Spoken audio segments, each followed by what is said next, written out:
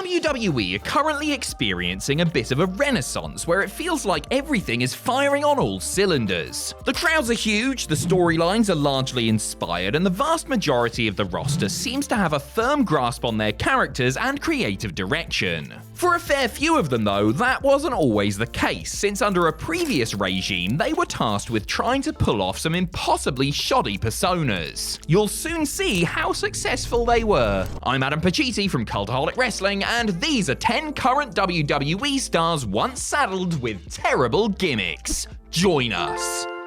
Number 10, Drew McIntyre. The brooding, ultra-serious Scottish psychopath has been one of WWE's most consistent performers since returning to the company's main roster in 2018. It's been quite the startling turnaround because Drew McIntyre's WWE career was going nowhere fast when he was deemed expendable in 2014. The man, once dubbed the Chosen One by Vince McMahon himself, had been considered a future WrestleMania main eventer and world champion, but lost his way and wound up playing second fiddle to Heath Slater in the three-man band group. 3MB were a fun stable and had their moments, yes, but it was a mid-card gimmick all the way and had a very obvious shelf life from the get-go. McIntyre never looked comfortable goofing off and playing air guitar in those leather pants, and there's a reason WWE never really brings up this period of his career. Reflecting on his time as a rock star ripoff years later, Drew admitted that it was a somewhat mortifying experience, though did concede that it showed him how to take things less seriously and credited it with him getting to move out of his comfort zone.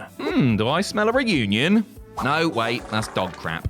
Number 9, Natalya. Speaking of bad smells, remember when WWE gave third-generation member of the legendary Hart family Natalya the gimmick that she had nasty flatulence? Ah, the good old days when WWE creative really was geared towards an audience of one. The daughter of Jim the Anvil Neidhart is these days one of the most respected veterans on the WWE roster, a dependable ever-present who can be counted on to do anything from guiding an inexperienced rookie through an early TV outing to competing for a title in a headline bout. She can pretty much do it all, but back in 2012, the best WWE creative could come up with for her was a pumping problem. Natty Neidhart caused fellow wrestlers and even referees to gag on her stench, but beyond the gross-out factor, I'm not really sure the gimmick had much of a purpose besides making a deranged billionaire laugh like Robert De Niro and Cape Fear. The former women's champion quietly dropped the gimmick and soon joined forces with Hornswoggle and the Great Khali, which is pretty much the only time that particular scenario can ever be seen as an improvement. Number 8, Chad Gable. A former Olympian who can have a tremendous match with anyone, Chad Gable really does feel like the second coming of Kurt Angle, at least when it comes to his exploits between the ropes. Gable can entertain and create emotion with his performance from bell to bell and is currently one of the very best in-ring performers on a roster that is certainly not lacking in that department. At some point, however, somebody must have thought Chad was lacking a bit of flavor and decided to give him an image change. During a feud with Baron Corbin, the 5'8" Gable was rechristened Shorty Gable, which then became Shorty G.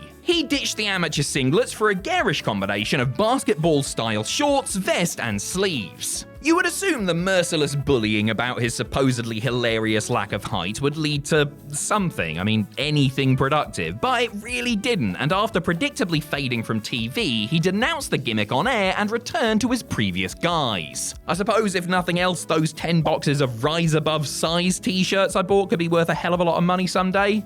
Almost definitely not, but hey, at least I'm a shoot 6'4". Number 7, DJack. It has been heartening to see DJack get the chance to once again show what he's capable of these past couple of years. Granted, it's been on NXT and not main roster WWE TV, but the man himself might be just fine on the third brand considering what happened the first time he was called up. The big man was one of the masked members of the pitiful Retribution stable, a pandemic-era idea that was clearly not well thought out ahead of time and is roundly regarded as one of the worst factions in WWE history. T-Bar and regular tag partner Mace may have lost their masks, but their run barely got off the ground when it came to a screeching halt. T-Bar then floundered on main event for an age before Shawn Michaels and Triple H gave him a lifeline down in Orlando. DJack publicly noted how grateful he was for it, revealing that he used to tearfully stare at his phone expecting to be future endeavored while treading water as T-Bar. He also noted that his time in Retribution taught him resilience and to have perspective, Collective, which ironically sound like rejected Retribution member names. Number 6, Baron Corbin. Another multi-talented performer who has been given a new lease on life thanks to NXT is Baron Corbin, whose tag title winning team with Bron Breakker brought out the lone wolf in him once more. Prior to re-emerging in NXT, Corbin had endured a series of gimmicks that were, memorable, if not necessarily good. First, there was Constable Corbin, the ubiquitous Raw Authority figure who wrestled in dress pants, shirt, and waistcoat. This is the bloke they chose to retire Kurt Angle, lest we all forget that travesty of justice. A switch to SmackDown meant a change in gimmick, and the Constable became king, feuding with Roman Reigns in a rivalry that saw both men doused in dog food. The only way after that was up for Happy Corbin, who turned his fortunes around after being declared broke and wound up being managed by JBL, who presumably taught him the art of hazing rookies. So it's been a busy 5 or so years for Baron Corbin, whose character certainly had a well-defined arc, but this succession of iffy gimmicks definitely contributed to the feeling that he needed a change of scenery for a fresh start. Number 5, Michael Cole. Yes, I appreciate that some of you may not consider longtime WWE announcer Michael Cole a star per se, but the man who has been the voice of WWE for the better part of the past 15 years is an inescapable part of the company's presentation. These days, it's just lovely to see Cole receiving plaudits for allowing his genuine love of professional wrestling, a term he's actually allowed to use now, come to the fore. Because for the longest time, Michael Cole was viewed as little more than the mouthpiece of Vince McMahon, who would direct the commentator on what to do or say via the backstage gorilla position. It was also McMahon's decision to turn Cole heel and make him one of the main focuses of WWE television in 2011. A total turn-off for anyone with taste, Michael Cole's reign of tyranny on the Raw brand, which saw him seclude himself in the custom-built coal mine and target broadcast partners Jim Ross and Jerry Lawler, among other shenanigans, was simply excruciating. Cole is very good at his job, and to some may have been an effective heel, but it hurt his credibility with the audience, and nobody really ended up benefiting from the heat he generated. Number 4, LA Knight. One of the great successes of the Paul Levesque era, and boy am I already sick of saying and hearing that, has been the meteoric and organic rise of LA Knight. The man formerly known as Eli Drake's popularity is down to his natural charisma and ability to connect with the audience, something that didn't really come across too well when he was called up from NXT to the main roster. Debuting on the SmackDown brand as Max Dupree, Knight was presented as a talent agent for the Maximum male models, Marseille, Mansoir, and Maxine. Unsurprisingly, having everything that worked for him previously stripped away from him didn't exactly fill the man with confidence. In fact, he initially thought the character pitch was a rib and clashed with Vince McMahon on Max Dupree's presentation. McMahon subsequently removed LA from the equation, and according to Mansoir, Knight was almost fired due to his portrayal. But the fact is, it was never a good fit and was never going to work. Surprise, surprise, when the situation changed and Levesque grabbed the reins, LA Knight started to shoot up the card and hasn't looked back since. Yeah.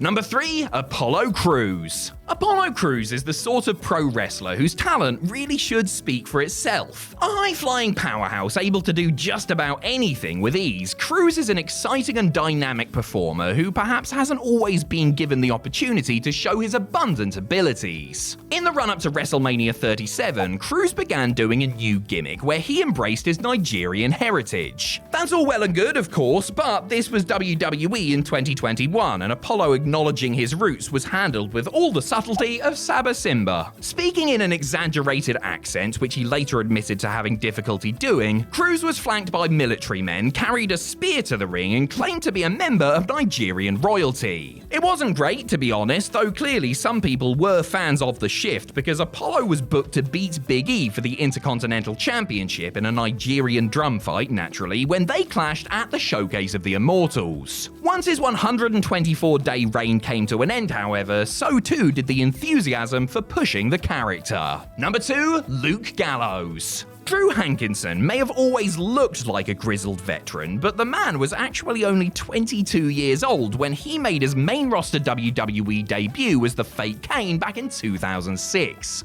That gimmick was short-lived, but Hankinson came back a little over a year later as Festus, the slack-jawed tag team partner of his handler, Jesse. Seemingly comatose 99% of the time, Festus would spring into life as soon as the bell rang, transforming into a rampaging, almost unstoppable giant who was focused only on taking down his opponents and winning matches. Hell, the first time he lost a match was when he passed out to The Undertaker's Hell's Gate. Despite this, it wasn't like WWE had any major plans for a character that was decidedly one note. Hankinson eventually dropped the Festus persona and was repackaged as Luke Gallows, a member of the Straight Edge Society that had been cured by group leader CM Punk. The Good Brother has since made a career out of playing the menacing muscle in tag teams and stables. Well, that and popping the boys in the back, but he's done some wrestling here and there too.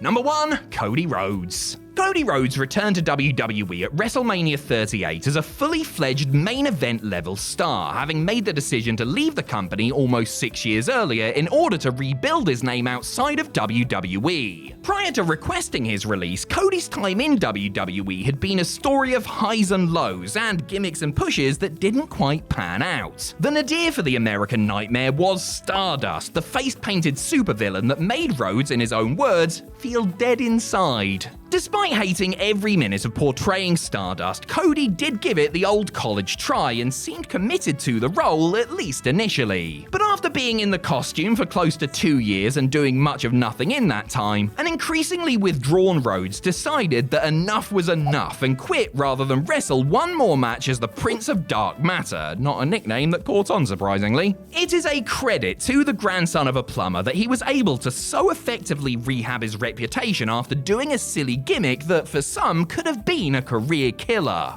As it is, Stardust was simply a brief chapter in Cody's much talked about story.